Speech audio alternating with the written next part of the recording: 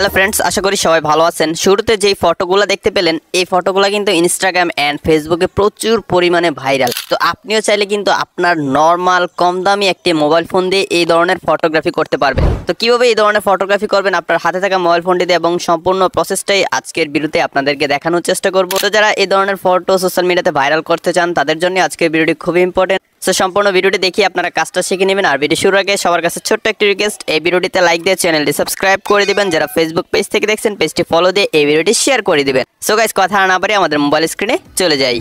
Alright friends, চলে আসলাম mobile স্ক্রিনে। প্রথমে আমরা আমাদের মোবাইল ফোন থেকে একটি ফটো তুলে নিব। তো আমি আমার মোবাইলের ক্যামেরাটা ওপেন করে নিলাম এবং আমার সামনে যে প্লেসটা আছে সেই প্লেসটার একটা ফটো ক্লিক করে নিলাম। ওকে, ফটোটা তোলার পর এরকম হয়েছে। এই ফটোটাকে আমরা অস্থির একটা এডিট করে ফেলবো, যেটা দেখে কেউ বুঝতে পারবে না যে সেই ছবিটা এডিট করা। আর ছবিটা এডিট করবো আমরা ফটো ল্যাব অ্যাপটি দিয়ে। সো আমি ফটো ল্যাব অ্যাপটি ওপেন করে নিলাম।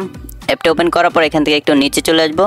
নিচে আসলে আমরা এখানে এআই সিনস নামে একটি অপশন পেয়ে যাব, সেই অপশানে ক্লিক করে দিব। তারপর আমাদের মোবাইল ফোনে থাকা সবগুলো ফটো শো করবে। যে ফটোটা আপনারা এইমাত্র ক্লিক করলেন বা আপনি ক্লিক করেছেন সেই ফটোটা সিলেক্ট করে দিবেন। আর অবশ্যই খেয়াল রাখবেন আপনারা ন্যাচারাল পরিবেশের ফটো ক্লিক করবেন, যেখানে কোনো মানুষ থাকবেন। ওকে, তাহলে ফটোর রেজাল্টটা খুবই চমৎকার আসবে। তো প্রথম যে সিনটা আছে সেই সিনটা আমি ক্লিক করে দিলাম। তারপর এখানে একটু লোড নেবে। লোড নেওয়ার হয়ে গেলে মাত্র কয়েক সেকেন্ড পরে আপনারা ম্যাজিকটা দেখতে পাচ্ছেন যে কত সুন্দর একটা ফটো আমাদেরকে এআই তৈরি করে দিল। একদমই ন্যাচারাল একটা ফটো, যেটা দেখে মনে হচ্ছে যেন দামি কোনো ক্যামেরা দিয়ে তোলা হয়েছে। তো দেখতে পাচ্ছেন। তারপর এখান থেকে কিন্তু আপনারা পার্সেন্টেজ বাড়িয়ে দিতে পারবেন। মানে এই ছবিটা চেঞ্জ করার জন্য আমরা এখান থেকে 5 সিলেক্ট করে দিলাম। তারপর খুবই সুন্দর একটা রেজাল্ট চলে আসলো। তারপর এখান থেকে আরেকটা সিন আমি সিলেক্ট করে দিলাম। কয়েক সেকেন্ড সময় লাগবে সেই সিনটা অ্যাপ্লাই হতে। তারপর সাথে সাথে কিন্তু অ্যাপ্লাই হয়ে গেল, দেখতে পাচ্ছেন। তারপর আমি আবার উপরে ডান পাশে 5-এ ক্লিক করে দিলাম। তারপর প্লেসটা আরও বেশি সুন্দর হয়ে গেল, এখন আরও বেশি রিয়েলিস্টিক মনে হচ্ছে এবং এইচডিআর হাই কোয়ালিটি কিন্তু এই ফটোগুলো। আপনারা অবশ্যই রেজাল্টগুলো দেখতে পাচ্ছেন। তো আমি গ্যালারি থেকে আরেকটা ফটো সিলেক্ট করে দিব। সো এখান থেকে আরেকটা ফটো সিলেক্ট করে দিলাম। তারপর প্রথম যেই সিনটা রয়েছে সেটা আমি সিলেক্ট করে দিব। সিলেক্ট করে দিলে আমরা কিছুটা এরকম রেজাল্ট পাবো। খুবই চমৎকার রেজাল্ট এসেছে। আপনি যে কোনো ন্যাচারাল পরিবেশের ছবি তুলে জাস্ট এই অ্যাপটি দিয়ে খুবই সহজে এডিট করে ফেলতে পারবেন। আর এই ছবিগুলো ব্যাপক পরিমাণে ইনস্টাগ্রামে ভাইরাল এবং দেখতে খুবই সুন্দর।